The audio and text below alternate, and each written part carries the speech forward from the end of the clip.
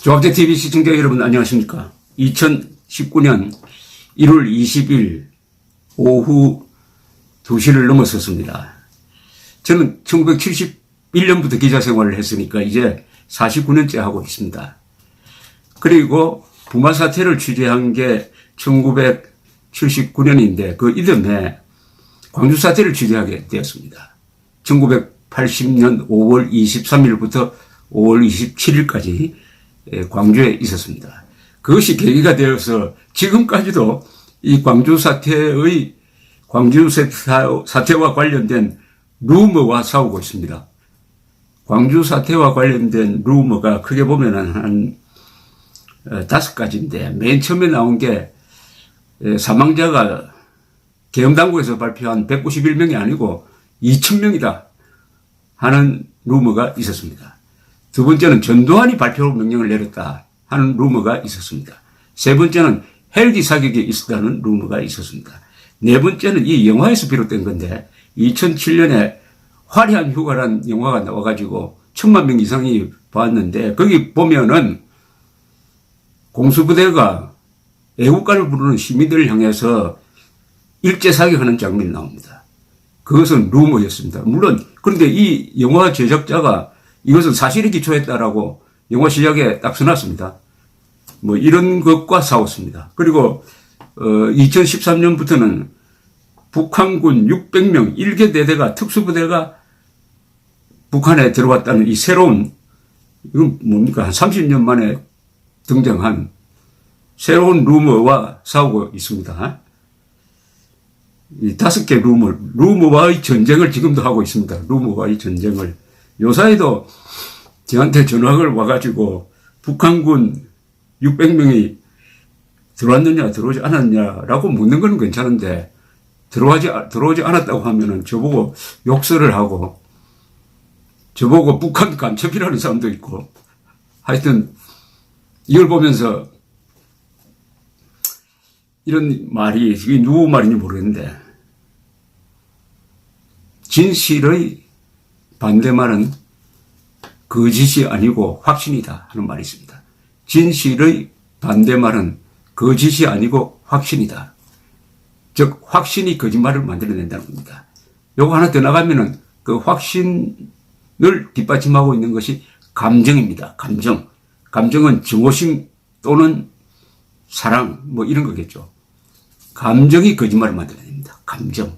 이 광주 사태를 우리가 편안하게 볼 수 없는 이유가 광주 사태에 대한 생각이 다른 사람들이 한국 안에 살고 있습니다. 저처럼 광주 사태라고 부르는 사람도 있고 광주 항쟁이라고 부르는 사람도 있고 광주 민주화운동이라고 부르는 사람도 있고 광주 폭동이라고 부르는 사람도 있고 해서 광주 사태를 보는 이 생각이 다 다른데 생각이 다른 사람들끼리 만나면은 가끔 다툽니다. 여기서 뭘 기준으로 해야 되겠습니까? 문제는 진실입니다. 진실이냐 허위냐를 기준으로 해야지. 그렇게 해야 이 사태를 투명하게 보고 그 다음에 제대로 된 평가를 낼 수 있는 것입니다. 오랜만에 제가 이 광주 사태 5대 루머와 싸운 이야기를 좀 해드리겠습니다. 자, 제가 광주 사태를 취재하고 돌아와서 저도 광주 사태와 관련이 있습니다. 제가 광주 사태를 취재하러 갔을 때는 부산에 있는 국제신문 사회부 기자였는데 제가 부마 사태를 취재한 경험이 있고 해가지고 이 광주 사태는 꼭 내가 가서 봐야 되겠다는 생각이 들었습니다. 그래서 아프다고 병가를 내어놓고 취재하러 갔습니다. 그것이 나중에 문제가 되었어요. 왜 병가 내어놓고 취재하러 갔느냐 해가지고 제가 회사에서 해직이 되었습니다. 해직이 되었다가 그 뒤에 전두환 정권이 이 반정부적인 기자를 회사에서 쫓아내는 그 명단에 제가 또 들어갔어요. 이미 그때 저는 회사에서 해직이 돼서 실업자가 되었는데 그 명단에 들어가는 바람에 저는 일종의 확인 사살을 당했습니다. 제가 언론사에서 3번 쫓겨나왔습니다. 이것도 다 보도와 관계 있습니다. 1976년에 박정희 대통령이 포항에서 석유가 나왔다고 했을 때 저는 그것을 의심하는 편이었습니다. 제가 석유 개발을 좀 알거든요. 그래서 논문을 써서 경제성이 없다고 했더니 제가 중앙정보부에 불려가서 조사받고 신문사에서 쫓겨났습니다. 그 뒤에 1년 뒤에 다시 돌아왔어요. 그리고 광주 사태 취재하고 와서 제가 신문사에서 해직이 되었습니다. 그래서 일부 저를 모함하는 사람들은 내가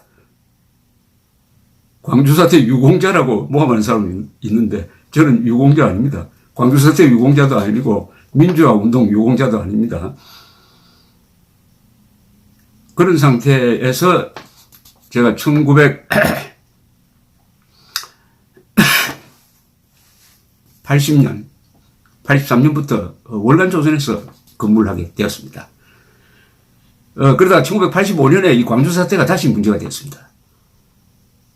그래서 그때 국방부가 다시 조사를 해서 발표했습니다. 이 무렵에 제가 몸담고 있던 월간조선에서 광주 사태 7월로에 1985년 7월로에 광주 사태를 집중적으로 다뤘습니다. 다행히 그때 이 월간조선에는 광주 사태를 취재한 기자가 세 사람이 있었어요. 저와 조남준 기자, 그리고 MBC에서 광주 사태를 취재했던 오효진 기자, 세 사람이 좌담회를 했습니다. 그때 적점이 됐던 게 뭐냐 하면은 광주 사태 때 몇 사람이 죽었느냐. 그때 광주 시민들은 또 일부 작가들은 2,000명이 죽었다고 했습니다. 2,000명이 죽었다. 그런데 우리 세 사람은 현장에 있었으므로 좌담회를 통해서 2,000명 아니다. 정부가 발표한 191명이 맞거나 많이 는다 하더라도 200명대 수준이다라고 좌담회에서 썼더니 이게 문제가 됐습니다. 일부 광주 시민들이 또 단체가 들고 일어나가지고 월간조선 불매운동을 했습니다. 그러니까 최초의 루머와 싸운 거죠. 2,000명설, 200명설.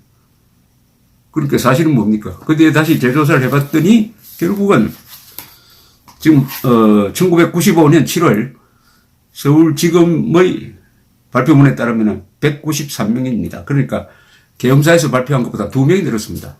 월간조선 주장이 맞았다 이겁니다. 저 주장이 맞았다는 거죠. 자, 이때도 항상 문제가 되는 게 이게 광주 사태에 반드시 나오는 게 몇 개가 있습니다. 발포 명령을 누가 내렸느냐. 발포 명령자를 색출해서 처벌해야 된다. 그 다음에 헬기 사격이 있었느냐. 이거죠. 자, 언제부터 이제 광주 사태가 본격적으로 공개적으로 취재하고 거론되느냐. 그것은 1988년부터입니다. 1988년 노태우 대통령이 등장하면서 여소야대의 국회에서 제5공화국 청문회가 시작되고 거기서 광주 사태를 집중적으로 청문회에서 따지기 시작합니다. 이때 제가 글을 하나 썼어요. 아주 중요한 기사입니다. 광주 사태를 연구하는데 아주 중요한 기사입니다. 그게 1988년 7월로 월간조선에 공수부대의 광주 사태를 썼습니다. 저는 그 전까지는 광주 사태에 참여한 광주 시민들을 중점적으로 취재를 했습니다. 그러다가 이 무자비한 탄압을 했다고 하는 공수부대 이야기도 들어봐야 될 거 아니냐 해서 88년에 공수부대원들을 거기 갔던 공수부대원들을 많이 만나서 취재한 게 공수부대의 광주 사태입니다. 제가 기자 생활을 하면서 쓴 많은 기사가 있지만 저는 이 기사를 상당히 자랑스럽게 생각합니다. 그 이유는 어떤 사건을 볼 때 양쪽을 다 봐야 된다. 그래서 제가 공수부대의 광주 사태를 보니까 취재해 보니까 시민들이 본 광주 사태와 진압군 쪽에서 본 광주 사태가 그렇게 다르다는 것을 알았습니다. 이 양쪽의 사실을 합쳐야 진실이 된다는 것을 알았습니다. 왜 공수부대는 그런 식으로 진압할 수밖에 없었느냐? 시민들을 물어보면 왜 우리는 총을 들 수밖에 없었느냐? 공수부대원들을 만나보면 왜 우리는 몽둥이를 휘두르고 총을 쏠 수밖에 없었느냐? 근데 이 공수부대의 광주 사태를 취재하면서 제가 확신한 게 있습니다. 이것은 발포 명령자가 없다. 전두환도 아니고 이희성 씨도 아니고 정호영 특정사령관도 아니다. 대대장도 아니다. 그것은 1980년 5월 21일 정오 무렵에 전남 도청 앞에서 벌어진 상황, 즉 시민들이 차량을 몰고 공수부대원을 덮쳐서 현장에서 한 사람 깔려 죽을 때 그때 비로소 공수부대 장교가 자비적 차원에서 사격하기 시작한 게 출발점이었다. 누가 쏘아라는 명령도 내린 사람도 없고, 그러니까 즉각적이고 어떻게 보면 정당방위적 사격으로 시작되었다. 저는 이렇게 보았습니다. 이게 결국 그 뒤에 지금까지 사실로서 유지되고 있습니다. 발포 명령을 이번에 다시 또 진상조사를 한다는데 발포 명령자 찾을 수 없습니다. 발포 명령자가 없습니다. 차량으로 몰고 와서 공수부대원을 현장에서 깔아서 죽이니까 그때 탄창을 꼽고 있었던 장교입니다. 장교. 공수부대 장교가 쏘기 시작했습니다. 그것이 총격전의 시작이었다는 것을 알 수가 있었습니다. 제가 쓴 이 공수부대의 광주 사태는 이 50 청문회 때 아주 중요한 교재처럼 돼가지고 이걸 근거로 해가지고 많은 질문이 있었습니다. 헬기 사격은 헬기 사격이 있었다는 주장 자체가 제가 만나본 사람 시민 중에서 딱 한 사람이 있었어요. 그러나 그걸 믿기 힘들었습니다. 또 나중에 조사를 해보니까 어떤 사람도 조종사가 수십 명이 투입됐는데 사격 명령은 받았지만은 현장에 가보니까 사격할 상황이 아니었다. 사격 안 했다고 했습니다. 이것도 사격이 없습니다. 조금 더 이야기 드리겠습니다만 이게 헬기 사격 문제가 이번에 또 재조사를 한다고 합니다. 자, 그 다음에 잠잠하다가 말이죠.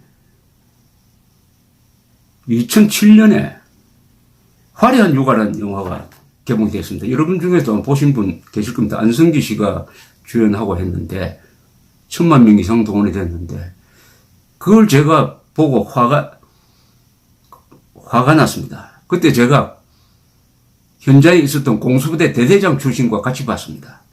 어떻게 이렇게 왜곡을 할 수 있느냐. 제일 문제가 전남도청 앞에서 시민들이 애국가를 부르는데 무릎 수하 자세로 공수부대원들이 일제 사격하는 장면이 나옵니다. 마치 나치의 SS 대원이 유대인들을 학살하는 식으로 쏜 거예요.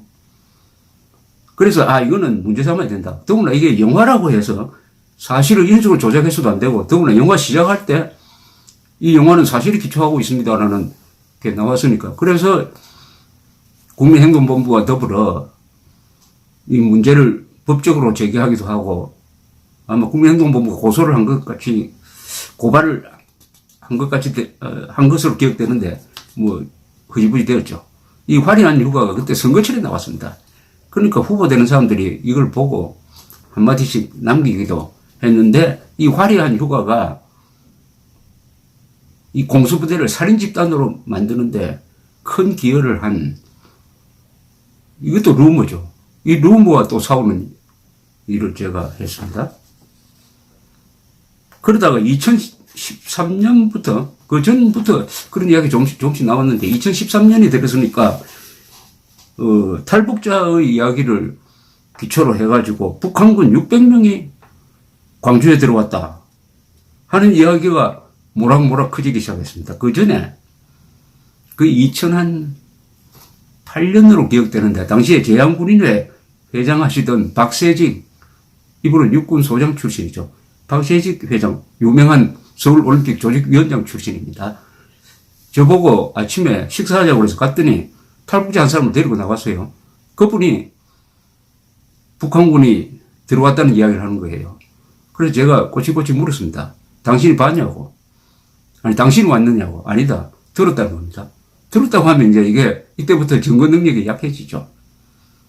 이야기 들어보니까 제가 광주 사태를 취재한 거하고는 안 맞았습니다. 그래서 박세직 회장한테 이것을 제한군인회에서 공식적으로 문제 제기하는 것은 적당하지 않겠다고 이야기를 했습니다. 또 그때 탈북자들이 주장한 게 어떤 사진을 하나 가져와가지고 이게 북한 어디에 있는데 여기에 광주 사태에 투입했던 사람들의 이름이 적혀 있다라고 했습니다. 그 뒤에 원세훈 국가정보원장을 만났더니 그분이 그것을 확인했는데 그 광주 사태와 무관하더라는 이야기를 들은 적이 있는데 2013년에 그러니까 박근혜 정부 시절이죠. 들어와서 이게 또 문제가 되는 바람에 광주 관련 단체에서 항의를 하고 해가지고 언론에서 검증 취재를 했습니다. 언론에서 검증 취재를 해보니까 이 광주 사태에 600명이 들어왔다는 내용이 다 부인이 되었습니다. 부인이 되었습니다. 그 부인된 거는 뭐 나중에 다시 제가 설명드릴 기회가 있을 것이라고 생각을 합니다만은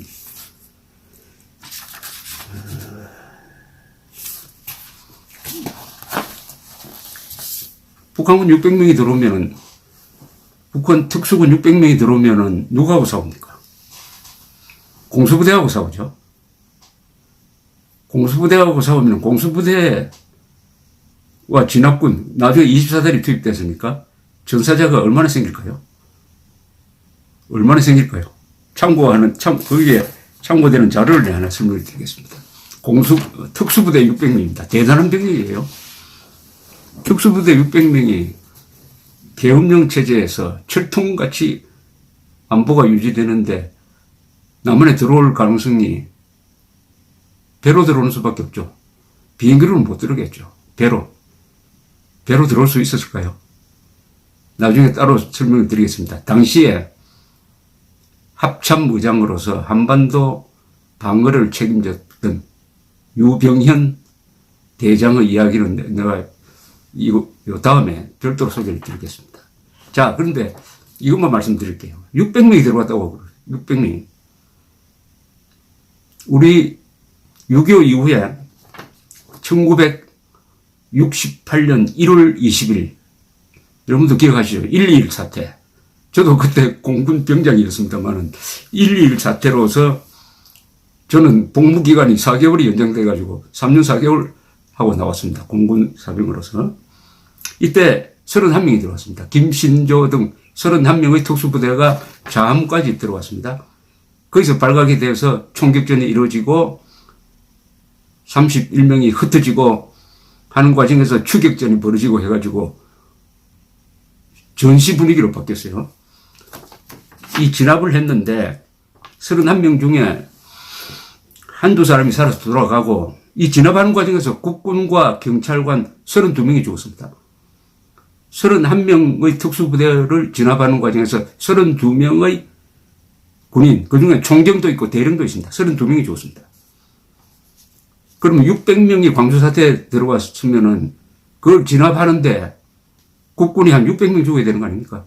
600명. 광주 사태 진압 때 국군이 몇 명 죽었느냐? 23명 죽었습니다. 근데 23명 중에서 11명은 국군끼리 5인 사격을 해가지고 국군 손으로 죽었으니까 11명을 뺀다면은 12명이 남겠습니다. 그리고 12명이 그 이른바 광주 시민군과 교전하다가 죽었습니다. 이럴 수가 있습니까? 600명이 들어왔는데 국군은 한 600명 죽어야 되는데 국군 전사자가 11명밖에 없다. 순수한 전사자가. 그 다음에 1968년은 아주 복잡한 해입니다. 울진 삼척 지역에 130명의 무장공비가 상륙을 했어요. 이걸 소탕을 하는데 거의 전군이 나섰습니다. 130명이 무장공비가 침투해가지고 강원도 지역으로 올라갑니다. 그 유명한 이성복 소년, 나는 공산당이 싫어요라고 죽은 이성복 소년이 이때 죽었습니다. 130명을 소탕을 하는데 얼마나 죽었느냐. 우리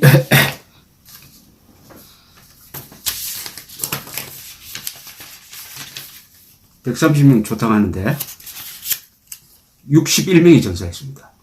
61명이 전사했습니다. 예비군, 군인 합쳐서 61명이 전사했습니다. 130명을 소탕하는데. 그러면 600명의 특수부대를 하면 날고 기는 사람들 아닙니까? 소탕하는데 국군이 한 300명 죽어야 되는 거 아닙니까? 단 한 사람도 없습니다. 이게 가능하다 보니까 또 하나,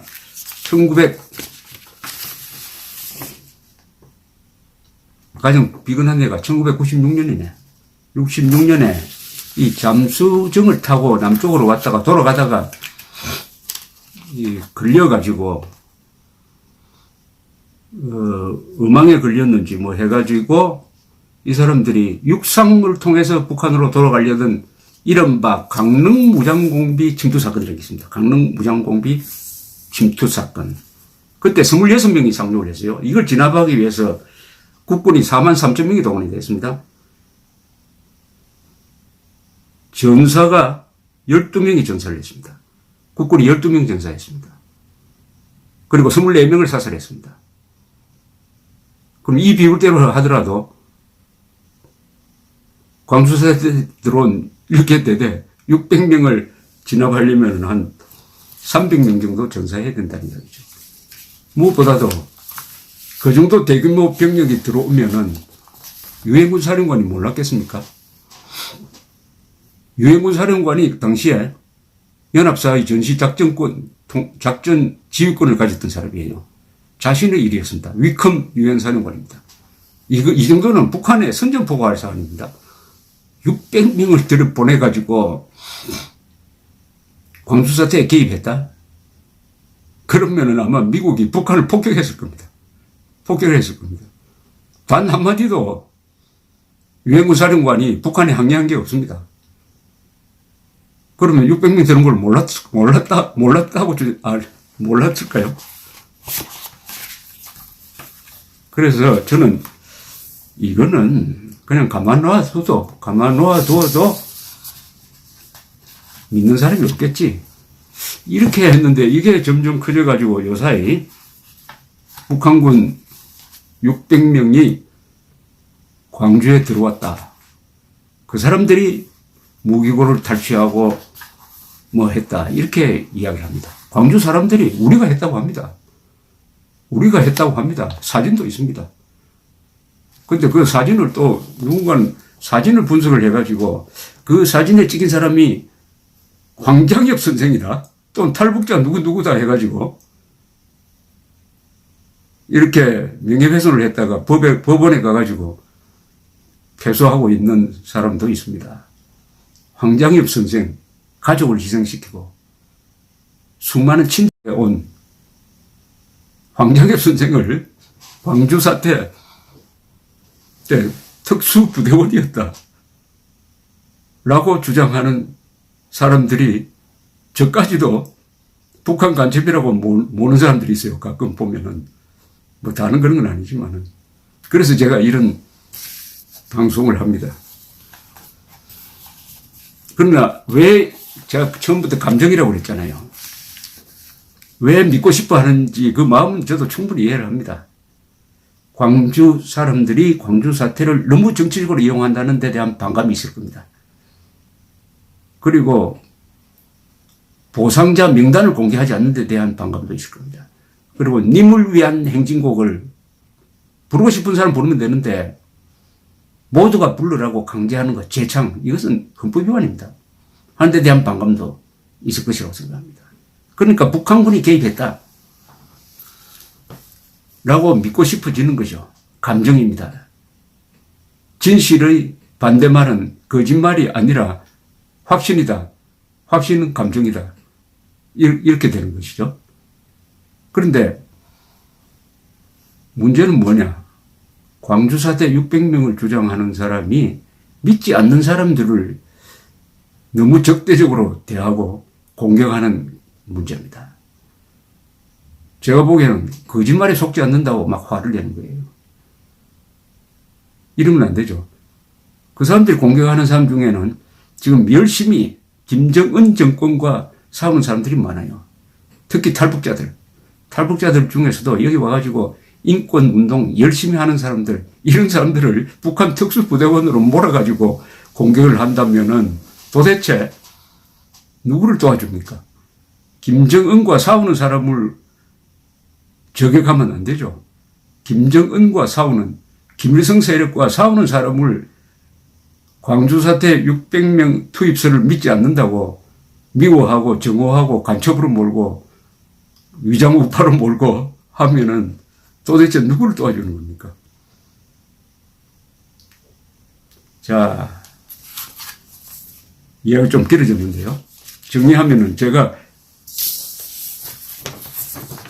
광주 사태 루머와 5번을 싸워서 다 이겼습니다. 2,000명 사망 아니다. 계엄사에서 발표한 거 맞다. 월간조선의 주장이 맞았습니다. 발포 명령 내린 사람 없다. 저의 주장이 맞았습니다. 헬기 사격 없다.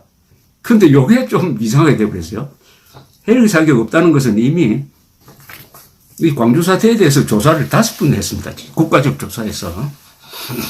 그걸 다 모아가지고 정리한 책이 있습니다.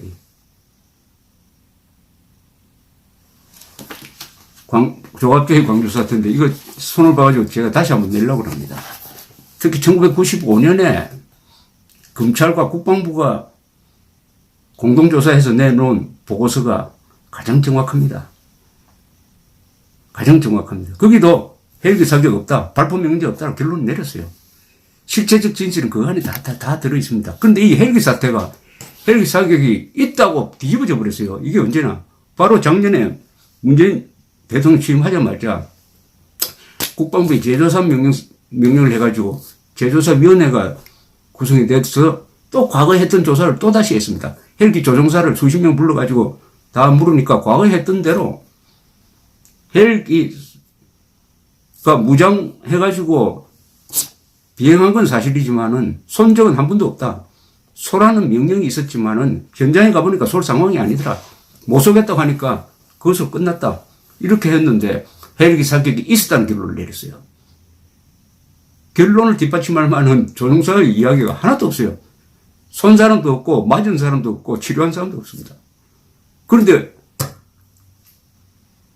헬기 사격이 있었다. 천인공로할 헬기 사격이 있었다라고 발표를 했는데 이걸 국방부 장관이 뒤집어야 하는데 재조사를 해야 되는데 국방부 장관이 이걸 사실로 인정하고 국민들한테 사과를 했습니다. 지금까지 말씀드린 이 광주 사태 루머는 다 루머로 끝났어요. 그런데 국가기관에 들어와 가지고 그 루머를 사실로 만들어버린 국가기관에 의한 조작은 딱 이거 하나입니다.